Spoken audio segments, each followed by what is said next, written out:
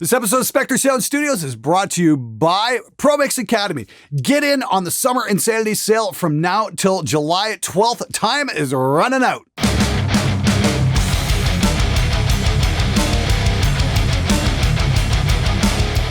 Hey everybody, how's it going? It is Friday. It's time for SMG Viewers Comments. This is my weekly show where I try and answer your comments and questions to the best of my ability. So if you've got a cool comment or question about recording, music, playing in a band, that kind of stuff, leave it below. I'll try and put it on the show. Anyway, let's get right to it. Hey Glenn, I'm a frontman in a metal band. I just wrote a song, but I can't seem to come up with any ideas for lyrics. Any advice for writing lyrics? Dude, how in the fuck can you not come up with lyrics in 2020? Really? That just doesn't compute.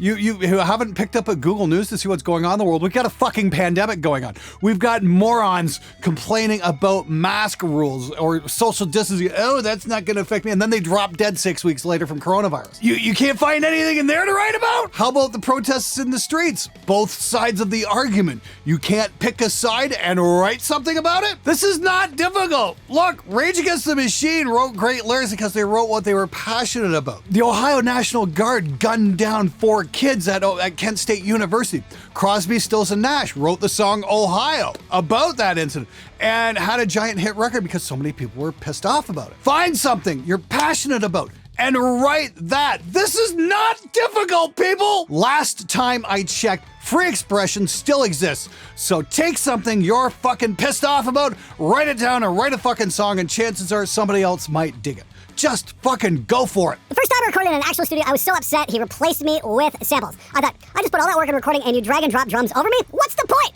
Well, today's same band is recording at my house and I've learned how to record live drums. Thank you, Glenn. I couldn't do it without you. I wish to show you the difference between us spending only $6,000 on a 30-minute punk CD compared to mine. The difference that made the whole band upset, we paid that guy. Dude, I'm so glad I could help.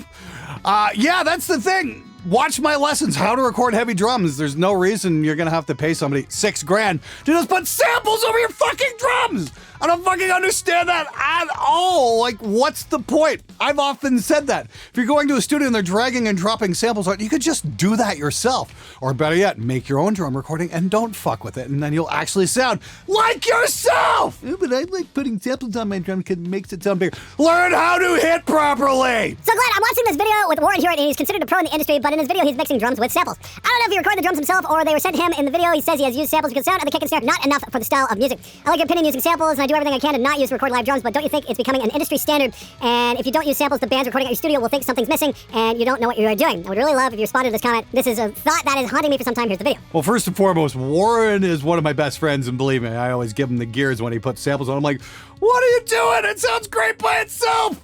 Leave the drummer on. But, you know, I understand that's not an argument I'm going to win very easily. As per your point, oh, well, this is an industry standard. Well, let's look at other things that were industry standards like, oh, I don't know, the VHS format. Yeah, there was a real fucking winner. Just because everybody else does it doesn't mean you need to be doing it yourself. If somebody thinks you're not putting samples on your drums, you're doing something wrong. That's the backwards thinking. If they're putting samples over the drums, then they got something wrong when it was tracked. That's the point. The easiest thing in the world to do is just augment your drums with some bullshit samples and somebody else playing the drums way better than your drummer did. That's so fucking simple. It's become the standard because it's so fucking easy to just sit there and bullshit ourselves that this is somehow okay. You want to put samples on your drums? Be my guest. I've said this before, I'll say it again. It might be good, but it'll never be great. Ari, use of samples being a failure of engineering. I strongly disagree. Drummers who hit well and do so consistently don't need augmentation, barring instances when production changes direction after drums have been tracked. Drummers who are inconsistent, however, often need help, and no amount of engineering prowess will fix that. Really? No amount of engineering? Well, Kyle, that's the thing. When you're running a home studio, you're not just the engineer, you're also the producer. And that means working with the drummer to get him to hit correctly. That's your job. And if he doesn't hit correctly, that's your fault. Not the fucking drummer's fault. You're the one who has to get him up on the mics because he's probably never fucking done that before in his life and explain to him what he has to do to get the sounds he wants to come across the speakers. If you just sit there and watch him do his thing and it doesn't sound right, oh, that drummer sucks. You can't just sit there and say, oh, that drummer sucks. It's your failure that you didn't explain to him what he needs to do. He can't just read your fucking mind. Don't expect him to. That's just unrealistic. So you have to work on the drummer with hit strength and consistency and talk about rim shot technique on the snare and being light on the hats. That's your job. and don't bullshit yourself that it isn't. Glenn, stop with the clickbait to promote paid courses. Make it lame. Hey everybody, just breaking in here to let you guys know we've still got a few days left on that annual Summer Insanity Sale from Promix Academy, where you can get the everything bundle with every single course Promix Academy has up for grabs, and I mean everything. Something insane like 83% off the total sticker price. It only comes up once a year and it's only going to be around for a couple more days, so grab it while you can. We've also got more affordably priced bundles like the Ultimate Rock Mixing Bundle, which has the Motorhead stuff, the Galacticon stuff, the David Nazi stuff, Bob Marlette stuff, and all of my lessons, including the big one, Total Heavy Guitar. We've also got the Guitar Tone Bundle for $97, which is Total Heavy Guitar and Guitar Tone Mastery, which is Scott Elliott's lesson on doing digital guitar amp sims for metal. It is awesome. It's changed the way how I do my mixes when I'm using amp sims. It's absolutely fucking fantastic. And if you haven't grabbed it, you really should, especially if you're doing desktop metal production. We've also got the Ultimate Reaper Guide from Adam Steele up for grabs for $97 as well. And if you guys don't like any of those sales, you can create your own bundle. Throw a lesson in. If it goes over $200, you'll get it for half off. How freaking awesome is that? Anyway, the sale is only going to be on until Sunday, July the 12th. So make sure you follow the link in the description below and get some awesome deals on some absolutely amazing lessons that are going to help you grow your skills for recording and mixing. Now back to the show. And here's the complete 180 of that opinion. Check this out. Hey Glenn, gotta give a huge thanks for your recommendation for the Guitar Tone Mastery course. Been stuck with terrible sounding guitar bass tone and shitty mixes ever since I started recording at home and decided to buy this course to get some clue as to what I was doing wrong. Worth every penny! It took me about 2 days to go through all the material, several times, and decided to try out a bass line that sounded really mad before, and within half an hour using Scott's method, I ended up with something that sounded 100 times better than anything I had ever done before. Very chuffed. It's not perfect yet, but that'll come with practice and ear training. This course has definitely been the missing link for me. Buy it now! Hey Sebastian, so happy we could help you there. And if you guys out there are struggling with your guitar tones, especially when it comes to working with amp sims and IRs and all that kind of stuff, check out Scott's course, Guitar Tone Mastery. It's on sale during the Promix Academy Summer Insanity Sale just for an extremely limited time. It's only going to have a few days left on it at that price, so grab it while you can. It's also on sale as a package with my course, Total Heavy Guitar, which is all about miking amps. So you can get them both together at one low price. I'd suggest getting it while it's still available.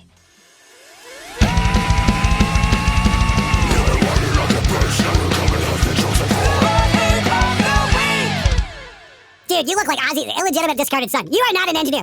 Just a YouTube foul-mouthed wannabe. You know nothing about anything. My guess, you did not even finish high school. You look like a woman, act like a dumbass bitch too. 1975 called and wanted its long hair back. What's the matter there, cool Malibu? A little jealous there, maybe a little bald, perhaps? Now, here's the thing. I wouldn't say I don't know anything. I have been doing this for a couple of decades now, made a lot of records, hopefully made some people happy along the way too. But I would never claim to be an expert. Beware the experts. Stop giving mixed advices. Just educate yourself. First lesson, proper gain stagging. Second lesson, the 90s are over. Interestingly enough, I wasn't a giant fan of the 90s or grunge in particular. The 90s were kind of a dark spot for metal, in my opinion. I much prefer the 80s, to be honest with you. Remember, back when, drummers played drums and singers actually sang on the records? Yeah. Sucks to be old-fashioned, doesn't it? Quote from The Fans Deserve Better. The cost of making a record has plummeted, but unfortunately, so has the quality. 4 years later, you may have found the solution to making great-sounding records. But at the same time, making the process easy, time-saving, and best of all, keeping it fucking real. Kudos to you, Glenn. I feel more prepared for when my band and mix our first EP, hopefully later this year. Hey, Tom, thanks so much for watching, and I'm so glad to hear that you got some use out of everything I've been making available for free on this show. And if you guys don't know what I'm talking about, please check out how to record heavy drums, how to record heavy guitar, how to record heavy bass. It's all in my tutorial playlist. They're up for grabs for the low price of absolutely nothing. Anyway, dude, about your EP, so glad to hear you're going for it. You know what? That really makes my day. I wish you the absolute best of luck. Glenn, question dude. Am I an asshole for making music I made with my old punk band for my new solo project I'm currently in the process of making? We have tons of jams I wrote and I will give credit to them, but after 10 years we recorded none of it. I just got tired of waiting on others and refused to let the music disappear. What do you think about that? Your videos help me a lot and I appreciate the knowledge you give out. Thanks dude, and fuck you, Glenn. Well, if they're your songs, they're your songs. Go ahead, use them. What are they gonna do? Sue you? You'd have to have money. And they'd have to have money to hire a lawyer. That's the thing I always find with a lot of smaller bands. Oh, you can't use that. I'll sue you. Yeah, like fuck, you're gonna. Lawsuits cost money, folks. Lawyers cost money. It costs money to sue people. And you better make sure the person you're suing has money. So unless you wind up having a major chart-topping hit on your hands, I really wouldn't worry about lawsuits. Sure, somebody might get mad at you, but if you credit for it and they still get mad, then they're just dicks. Hi, Glenn. Did you say you had a question about recording guitars? Man, this has been doing my head for years. Haha, do you think it's best to just use mics and record from the amp? If so, what mic would you recommend to use? I've currently got a dynamic mic. Thank you in advance. Love the vids. Keep. Okay. Obviously, a beginner question. There's absolutely nothing wrong with that. I mean, like when I was starting out, I was kind of like, really? I got to put a mic in front? Wouldn't it make more sense just to hook it directly? Fortunately, these days we've got options. You can get yourself like a 2-nose Captor X and come right out of your amp into your computer and then use impulse responses where somebody's done most of the heavy lifting for you so you don't have to fucking sit there and learn how to mic up a cabinet correctly. Took me about a decade to get good at it, you know what I mean? So there's definitely a definitely shortened learning path there. And what's cool is you can mix and match impulse responses and create your own tones, which is great. Then again, if you want to learn miking, grab yourself an SM57. That's pretty much the industry standard, which I just made fun of a couple comments ago, but 57 is definitely going to work. Aim it where the cap joins the cone, the seam there, and start there, put it right up on the grill cloth, like just a millimeter from touching, and you should be good to go. Trick is don't max out your EQs, don't crank your bass and treble up all the way and turn your mids down and crank the distortion up because that's going to sound like ass. Start with everything at 6, right at the noon position, and just start tweaking from there, except for the gain. Turn that down just to the point where it's saturated. Start there, and you're probably gonna like the results you get. Good luck, dude. Takes a while to master, but it's definitely a skill worth learning. Glenn, haven't watched your channel in a bit, but whatever mic you're using for audio is so good. What is it? Well, I'm using an Octava MC012 up here just off camera. I've been using this same mic for years and years and years. I think I bought this in 2000 or something like that. It's just been a phenomenal mic. I did have it upgraded by Michael Jolie. I hope to do something with Octava later this year. I met them at NAMM. They were really super nice people. I've been a huge fan of that brand for a very long time. I think they're super cool mics because they're just so fucking different from anything out there. And signal chain in the back, I've got my Empirical Labs Distressor here. But the new toy, and this might be one of the reasons why it sounds so good, is I'm using the brand new Neve 1073 OPX mic preamp. It's 8 channels of just pure awesomeness. It's sped up my workflow quite a bit, to be honest with you, and I've got a video coming up on it real soon if it's not out already, where I kind of give the whole rundown and explain what it's all about. If you have the means, I highly recommend picking one up. It is so nice. Trade schools are hugely underrepresented and underrated in the education sphere. There are plenty of jobs available in the fields like construction, welding, carpentry, bricklaying, HVAC, appliance repair, automotive maintenance, and so on. The college degree is vastly overrated. I have a degree in philosophy, but oversee the daily operation of an events crew for a small college in Florida. A job I earned while I was studying at the same school and working in the same crew as a student. Taught myself everything I knew. I got my hands dirty, still do actually, which is partly why my employees respect me, and always stayed on the job until work was done. Work ethic, a desire to succeed, and a willingness to go above and beyond the call are hugely important to making a name for yourself. John, that's phenomenal advice. Thank you so much for writing that in. And that's the thing we were talking about, should I go to recording school? Should I go to this? Should I go to that? And here's the thing. I came from a family of trade unionists. My father's an electrician. My brother's a plumber. My grandfather was a welder.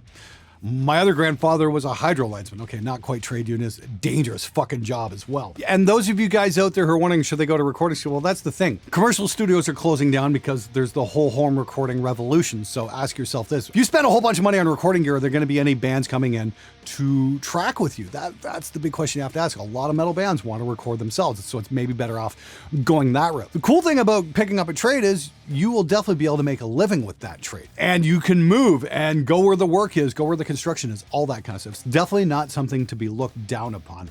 That's for sure. So some of you guys, scratching their heads, should I go into university? Take a look at whatever career you were thinking about in university and then compare what you would make going into a trade. Might be just the thing you're looking for. Why am I even watching a video where a dude is constantly shouting at me? 'Cause it's entertaining! Unboxing video? Really? No live demo? Come on, guy. Love the channel, but these types of videos need to die in a dumpster fire. Did you ever have any doubts it was going to look different than Specs pics on the MFA's website? YouTube should require users to pay an advertising fee to upload unboxing videos. No monetization. Now, if you include a demo where you would use it, those would actually be helpful. Somebody's complaining about my aforementioned Neve 1073 unboxing video. That's the thing. It was just a first look. I was excited.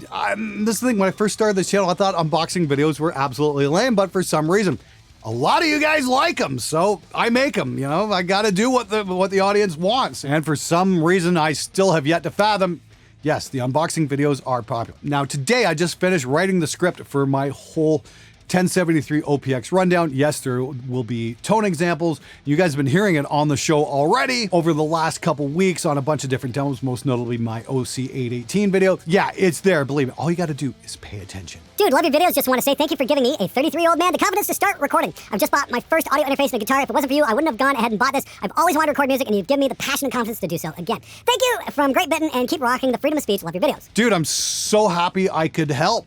You know, that's the thing. You're never too old to learn this stuff. It just depends on how much time you want to put in, that sort of thing. I don't know if you're going to have a career or not. I can't guarantee that. It really depends on what you're going to put into it. However, it is an awful lot of fun. So I wish you the absolute best in your pursuits. The trick is, don't quit. Eesh, metal people really love their rules, don't they? No wonder this genre's dead. Of course, you're talking about the rules for my oldies but baddies competition that so many people had a very difficult time understanding, even though I laid them out in clear, plain English. I wouldn't say it's the rules that's killing metal, because there's all kinds of metal out there that doesn't really follow any rules, and that's totally cool. I think metal's starting to die because we stopped putting people on those records. All right, everybody, that's it for this episode. Thanks so much for watching. Thanks for hitting that fucking subscribe button. You guys totally rock. Thank you from the bottom of my heart. Keep those comments and questions coming, because I want to hear from you. And please do not forget about the Promix Academy Summer Insanity Sale. We've got just absolutely crazy deals going on for this week only. We've only got a few days left, I think, by the time this episode airs. So make sure you follow the link in the description below. Get your hands on Total Heavy Guitar, Guitar Tone Mastery, and the Ultimate Reaper Guide as well. Those are only going to be on sale for a few more days. So grab them now while you still can. Anyway, until next time, take care of one another. I'll see you again real soon.